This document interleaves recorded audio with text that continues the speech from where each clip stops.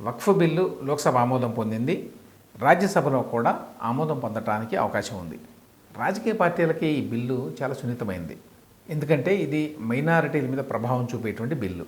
Bill విషయంలో జాతీయ పార్టీల వైఖరి అందరికీ తెలుసు. కాకపోతే ప్రాంతీయ పార్టీలకి ఈ బిల్లు చాలా తలనొప్పులు తెచ్చిపెట్టింది. ఎందుకంటే మరి ఈ బిల్లుని ముస్లింల్లో చాలా వర్గాలు తీవ్రంగా వ్యతిరేకిస్తున్నాయి. బిల్లు బీజేపీ విధానాలకు అనుగుణంగానే ఉంది. కానీ ఎన్డీఏలో ఉన్న ప్రాంతీయ పార్టీలకి మరి ఈ బిల్లు రాజకీయంగా ఇబ్బందే.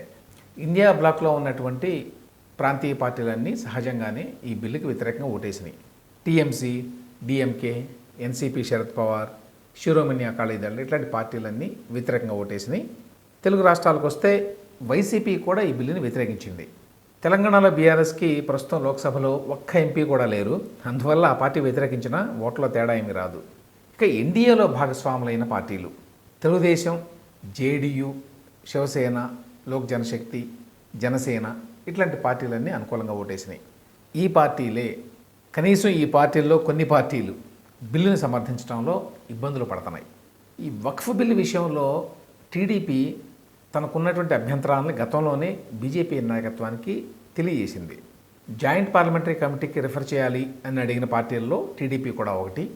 ఈ జేపీసీలో చర్చల సందర్భంగా ముస్లిం నాయకుల నుంచి వచ్చినటువంటి కొన్ని అభ్యంతరాలను పరిగణలోకి తీసుకొని కొన్ని సవరణల్ని ప్రతిపాదించింది. వాటిలో 3 ఇప్పుడు బిల్లులో పొందుపరిచారని చెప్పి టీడీపీ క్లెయిమ్ చేస్తోంది. ఈ 3 కీలకమైనది వక్ఫ్ బై యూజర్ క్లాజ్. ఏంటి వక్ఫ్ బై యూజర్ అంటే, చాలా కాలంగా వక్ఫ్ ఆస్తిగా పరిగణింపబడుతున్న తగిన డాక్యుమెంట్లు లేవనుకోండి, అప్పుడు వాటి యాజమాన్యాన్ని ఈ కొత్త చట్టం ప్రకారం కొత్తగా నిర్ధారించాలి. అది వక్ఫ్ బిల్ చెప్తోంది ఇప్పుడు. అంటే డాక్యుమెంట్లు చూపించి ఇది వక్ఫ్ ఆస్తి అని ప్రూవ్ చేసుకోవాలన్నమాట. అయితే దీనివల్ల చాలా వక్ఫ్ ప్రాపర్టీసు లిటిగేషన్లో పడతాయి దేశవ్యాప్తంగా అని చెప్పి ముస్లిం ప్రతినిధులు వ్యతిరేకిస్తున్నారు దీన్ని, ఈ క్లాజ్ని. ఇప్పుడు టీడీపీ ఏమంటోందంటే, మేము ఒక సవరణ పెట్టాం. ఏంటి ఆ సవరణ?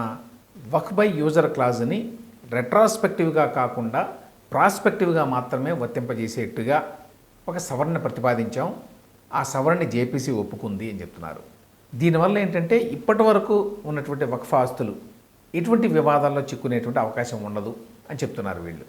అదేవిధంగా వివాదాల్లో ఉన్న వక్ఫ్ ఆస్తుల మీద విచారణని జిల్లా కలెక్టర్ స్థాయి వ్యక్తి చేయాలి అని బిల్లులో ప్రతిపాదించారు. అయితే జిల్లా కలెక్టర్ కంటే పై స్థాయి అధికారి ఇటువంటి డిస్ప్యూట్స్లో ఉన్నటువంటి వక్ఫ్ ఆస్తుల మీద విచారణ చేయాలి అని చెప్పి టీడీపీ ప్రతిపాదించిన సవరణ కూడా జేపీసీ ఆమోదించింది అని చెప్తున్నారు. అట్లాగే వక్ఫ్ ఆస్తుల్ని ఒక సెంట్రల్ పోర్టల్లో నమోదు చేయాలి అని చెప్పి ఈ బిల్లు ప్రతిపాదించింది.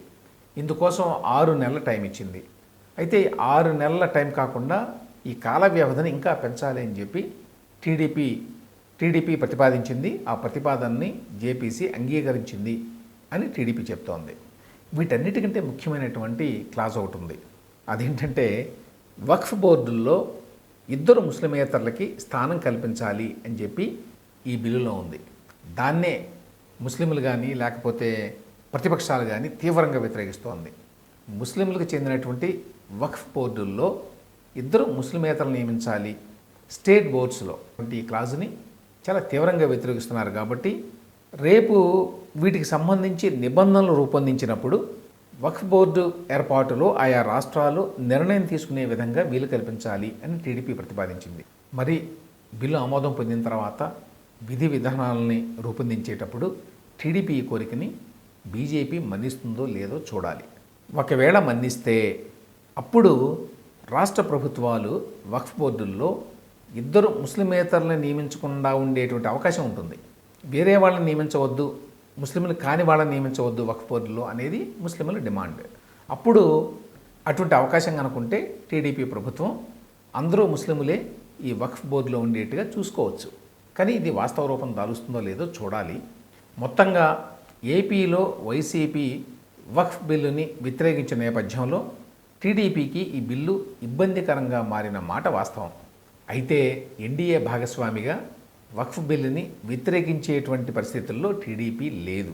ఈ కారణం చేతనే సాధ్యమైనంత వరకు రాష్ట్రంలో ముస్లిం ప్రతినిధుల డిమాండ్లని దృష్టిలో పెట్టుకొని ఈ సవరణ కోసం టీడీపీ ప్రయత్నించి చాలా వరకు సఫలమైంది.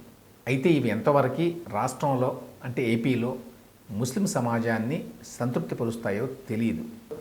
ఏదేమైనా బీజేపీతో చేతులు కలిపినందుకు, ఎన్డీఏలో భాగస్వామిగా ఉన్నందుకు రాజకీయంగా టీడీపీ ఎదుర్కొంటున్న ఇబ్బంది ఇది. ఇటువంటి ఇబ్బందులు భవిష్యత్తులో కూడా ఇంకా చాలా ఉండే అవకాశం ఉంది.